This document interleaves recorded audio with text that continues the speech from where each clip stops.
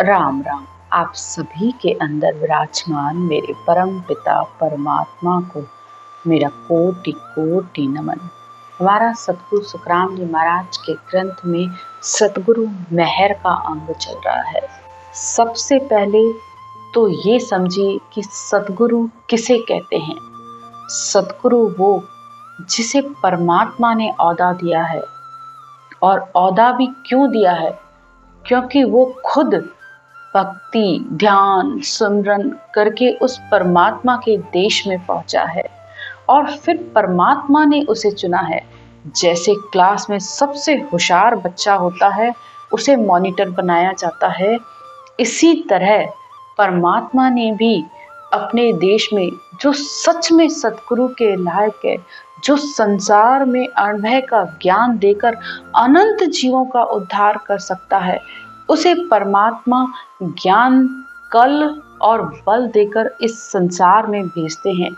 जब हंसवृत्ति आत्माएं मोक्ष जाते जाते रुक जाती हैं, जब मोक्ष रास्ते की प्राप्ति का रास्ता बंद हो जाता है, और वो इसलिए बंद हो जाता है कि संसार में अनेक संत आते हैं और वे जीवों का उद्धार भी करते हैं, मोक्ष भी उनको ले जाते हैं, लेकिन जब तक वो संसार में होते हैं तब तक तो अनंतों का उद्धार होता है और अनंत आत्माएं उनके साथ मोक्ष जाती हैं। लेकिन उनके जाने के बाद फिर वो सत्ता रुक जाती है। जैसे कबीर साहब के साथ अनंत आत्माएं मोक्ष में गई, फिर उनके 100 साल बाद दादू साहब आए, फिर दादू साहब के साथ भी अनेक आत्माएं मोक्ष में गई, फिर उनके 100 साल बाद दरियाव साहब आए, फिर उनके साथ अनेक आत्माएं मोक्ष में गई, और उनके रहते हुए 50 साल बाद सुखराम जी महाराज आए। लेकिन वो जब तक थे अनंत आत्माएं मोक्ष में जाती थी, लेकिन उनके जाने के बाद फिर मोक्ष प्राप्ति का रास्ता रुक जाता था। तो अनंत आत्माएं जब परमात्मा से प्रार्थना करती हैं, पीड़ करती हैं कि हे परमात्मा, हमें परब्रह्म परमात्मा की प्राप्ति का रास्ता दिखाओ, तो आज सुखराम जी महाराज भले इस संसार में नहीं हैं, लेकिन उनके ज्ञान को सुन सुनकर पढ़ कर अनंत आत्माएं मोक्ष में जा रही हैं। अनंत आत्माओं के अंदर इस शब्द धुन का प्रकाश हो रहा है, और इसी के साथ ही अनंत आत्माएं आगे भी जाएंगी जब तक कोई ओहदाधारी सतगुरु नहीं आ जाता। तब तक इस केवल ज्ञान को ओहदा मिला हुआ है। इस केवल ज्ञान से अनेक आत्माएं मोक्ष में जाएंगी, इसीलिए इस केवल ज्ञान को सतगुरु कहा गया है। और सुखराम जी महाराज को हम सतगुरु इसलिए कहते हैं क्योंकि ये ज्ञान, ये भेद, ये विधि, ये सब कुछ उनका है। हमारे जैसे बोलने वाले कभी भी सतगुरु नहीं हो सकते।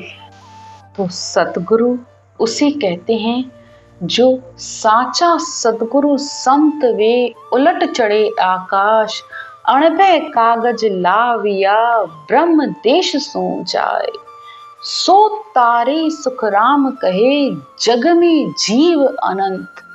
तो जिन्होंने खुद भक्ति की, उलटकर उस ब्रह्मांड में पहुंचे, उस 10वें द्वार को भी प्राप्त किया और परमात्मा के देश में भी पहुंचे, और फिर वहां से अणभय रूपी कागज यानी ये सत्शब्द, इस सत्शब्द को आने की विधि क्या है, भेद क्या है, वो सब उस ब्रह्म देश से यहाँ लेकर आए हैं। तो सो तारे सुखराम कहे जग में जीव अनंत। तो उन्हीं के ज्ञान को सुन सुनकर और धारण करने पर अनंत आत्माएं मोक्ष को प्राप्त करेंगी, अनंत आत्माओं का उद्धार होगा।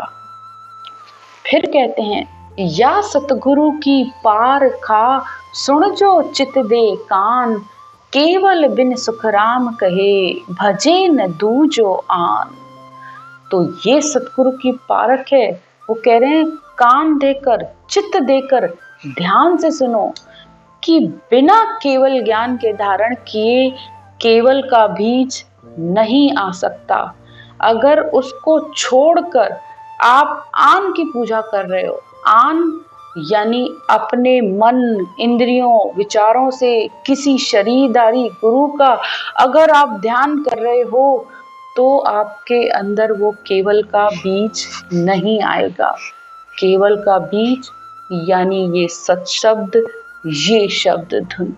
सिमरन करते करते आप थक जाओगे, ध्यान करते करते आप थक जाओगे, लेकिन जब तक अंतर में वो प्रकट ही नहीं होगा तो किस पर ध्यान लगाओगे, किस पर मन लगाओगे? ये मन टिकेगा ही नहीं और एक दिन बोर हो जाओगे और करना छोड़ देते हैं। बहुत से लोगों की ऐसी स्थिति बनी हुई है कि सालों से कर रहे हैं लेकिन ये ही नहीं समझ में आता है कि करना क्या है, समझना किस चीज को है।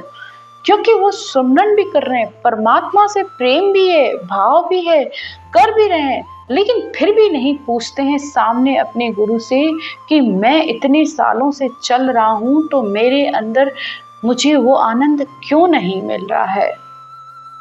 जब तक ज्ञान के प्रति आपका पूर्ण समर्पण नहीं होगा, जब तक निज मन नहीं दोगे इस ज्ञान को, इस ज्ञान का शरणा नहीं लोगे, तो वो अंदर केवल का बीज कैसे आ सकता है। क्योंकि खुद सुखराम जी महाराज भी कह रहे हैं, सुखराम कहे मोह बस नहीं, निज मन न्यारा होए, मन रीजा से ना बने, ना मुख कहिया जोए।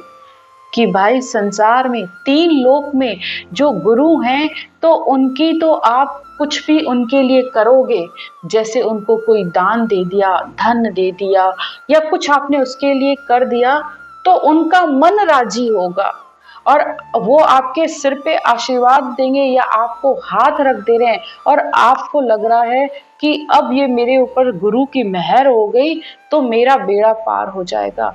नहीं होगा, उससे बिल्कुल भी नहीं होगा। क्योंकि यहाँ वो साफ कह रहे हैं, न मन रीझने से, न मुख के कहने से, न मुख से बोलने से ये सत्शब्द नहीं आने वाला। क्योंकि खुद सुखराम जी महाराज भी कह रहे हैं कि मेरे कहने से नहीं होगा, जब तक तुम अपना निज मन नहीं सौंपोगे, जब तक तुम बैठ के सिमरन नहीं करोगे, तब तक वो सत्शब्द नहीं आएगा। तभी तो कहते हैं राम राम कहने लागो पर संता सो प्रीत नाहे, तब लग रुलियो पच पच थाको पर रीत न बने काई। यानी तुम कितना ही पछते रहोगे, राम राम भी बोलते रहोगे, लेकिन संत, यहाँ संत ज्ञान के लिए कहा गया है कि जब तक ज्ञान से आपको प्रेम नहीं हो रहा है तब तक पछते रहोगे, अंदर ये रीत नहीं बैठेगी। रीत यानी ये सत्शब्द नहीं आएगा।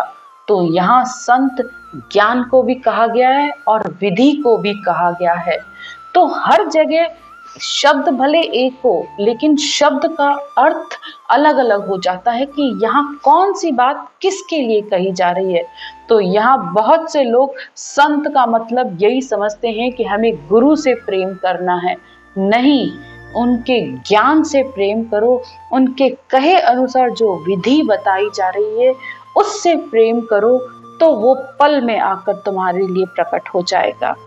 आगे कहते हैं, जो रिजावे सतगुरु शिष्य ज्यों त्यों कर आन, तो घट में जागत नाम बार नहीं लागे प्राणी। तिणे मेहर लग बात अर्थ रीजर मन लावे, उण पल पलक विचार बीज केवल घट आवे।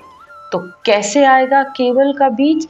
जब आपको इस ज्ञान के अनुसार जो विधि और भेद बताया जा रहा है कि श्वास पर श्वास में इस राम के नाम को कंठ और जिह्वा से बोलो, पूरा मुंह खोल कर बोलो, और जब तक शब्द की समझ नहीं है तो अपने इस सांसों पर ध्यान देते हुए उस सिमरन को करो।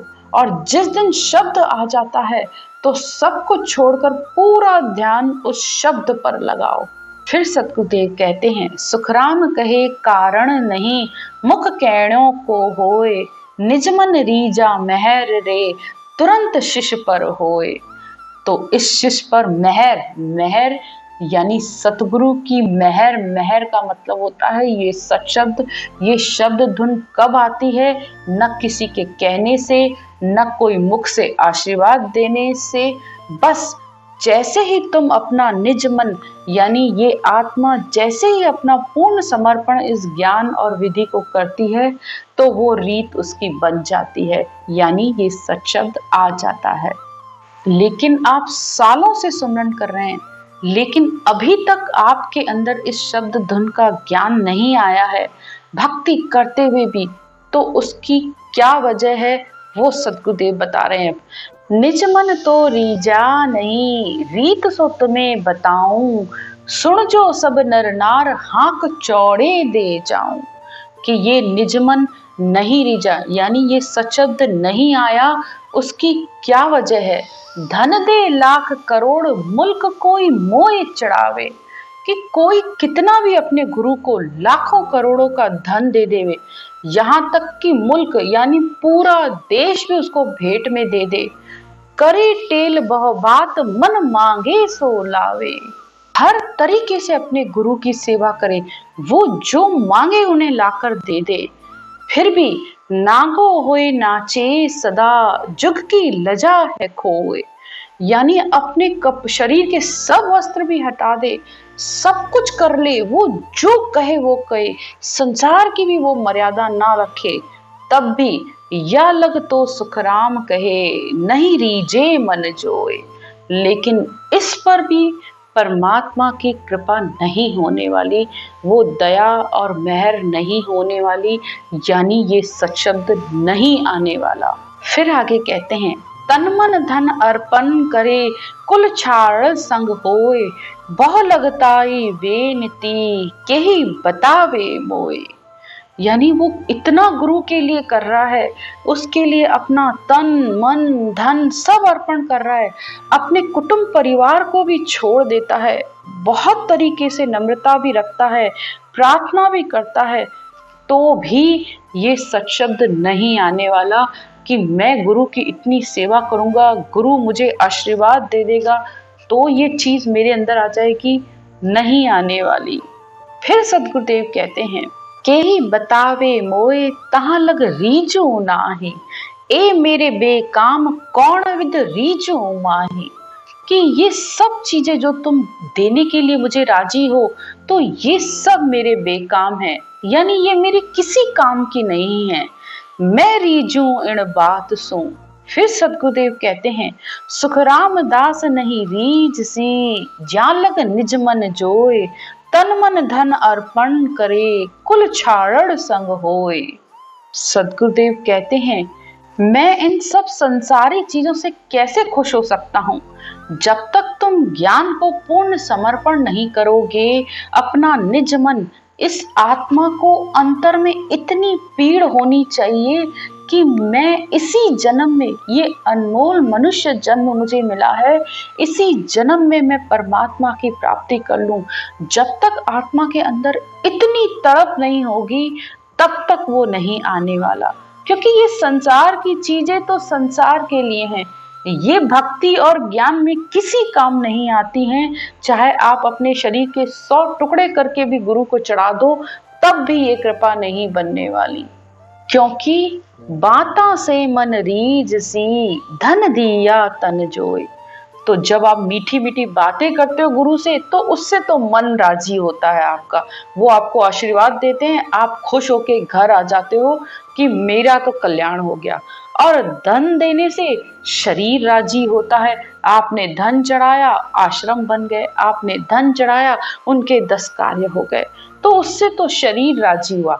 वो तो आज संसार में भी आप किसी का भला करोगे या किसी को दया करके कुछ दोगे, तो वो भी आपको आशीर्वाद दे देगा, तो क्या उससे परमात्मा की प्राप्ति हो जाती है? नहीं। पांचों इंद्रियां आत्मा ए चावे कहूं तोए, गरज जासू यो रीज से। संसार की भी रीत है, जिस चीज की आपको जरूरत होती है तो आपका मन खुश होता है, आप राजी होते हो। जो चीज किसी के काम की नहीं होती है, उसको लेकर आज तक कभी किसी को खुशी मिलती है क्या? तो फिर आप परमात्मा के दरबार में कैसे सोचते हो कि मैं धन चढ़ा दूं, अपना शरीर से भेष धारण कर लूं, मैं ये कर दूं, मैं त्याग कर दूं, मैं ये कर दूं, तो परमात्मा मुझ पर राजी हो जाएंगे? नहीं, सुखराम कहे धन माल की, मेरे गरज न कोय, बातों से मन रीझ सी, धन दिया तन जोय। तो बातों से मन रीझता है, धन से शरीर रीझता है, इन पांचों इंद्रियों को भोग मिलता है। लेकिन परमात्मा के लिए तो सिर्फ आपके निज मन की जरूरत है कि बैठ के सुमरन करिए, नाम जप करिए, उससे ही ये सच शब्द आएगा और वो ही परमात्मा की सबसे बड़ी कृपा है। इसीलिए सदगुरु कहते हैं, मेरी जू इण बात सुन ली जो नर नार, मेरा होए मोको मिले तो पावे दीदार। तो कैसे दीदार होता है परमात्मा का? जब मेरा होकर मुझ में मिले, जब तुम मेरे होकर पूर्ण समर्पण करके आकर मुझ में मिलोगे, इस बात से मैं रीझता हूँ, यानी मैं खुश होता हूँ।